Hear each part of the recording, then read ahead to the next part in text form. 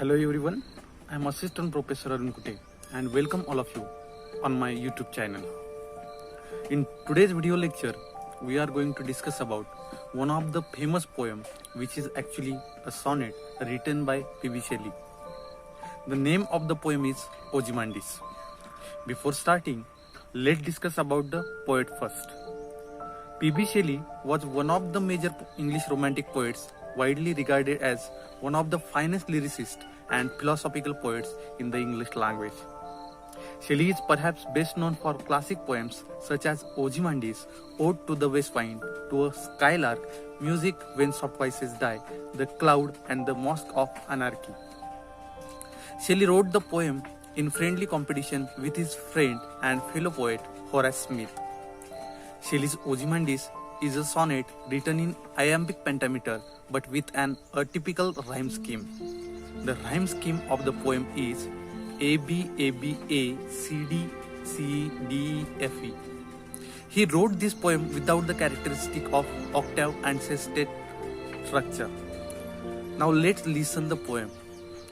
I met a traveler from an antique land who said two vast and trunkless legs of stone stand in the desert. Near them on the sand, half sunk, a shatter visage lies whose frown and wrinkled lips and sneer of cold command tell that its sculpture well those passion read, which it survive, stamped on these lifeless things. The hand that mocked them and the heart that fade, and on the pedestal these words appear. My name is Ozymandias, King of Kings. Look at my works, a mighty and despair. Nothing beside remains round the decay of the colossal wreck, boundless and bare, the lone and level sand stretched far away. Ozymandias is one of the famous sonnets by Shelley. It may be called the best of the few sonnets written by Shelley. The poem depicts a fine picture of a broken statue of the king of ancient Egypt named as Ramses II. Only the huge trunkless legs of the statue stand on the pedestal. Near them lay half buried the broken face of the statue. On the face, one can still see the expression of haughtiness and sense of authority.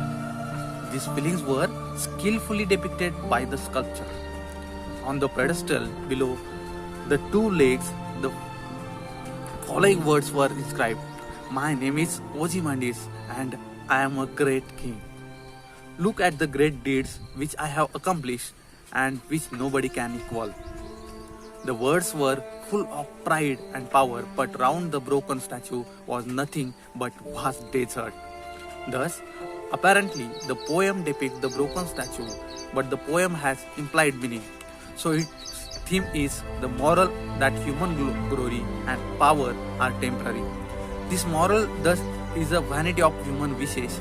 It is revealed through the element of contrast, irony. Ozymandias was an emperor of Egypt, but now even his statue is broken. His face is half buried in the sand. The words on the pedestal reveal the pride and glory of the king. But the ruins of the statue are surrounded by barren desert only. This fact is highly melancholic. We feel pity for the person in the statue who was once a great king. Thus, the poem is short but quite meaningful.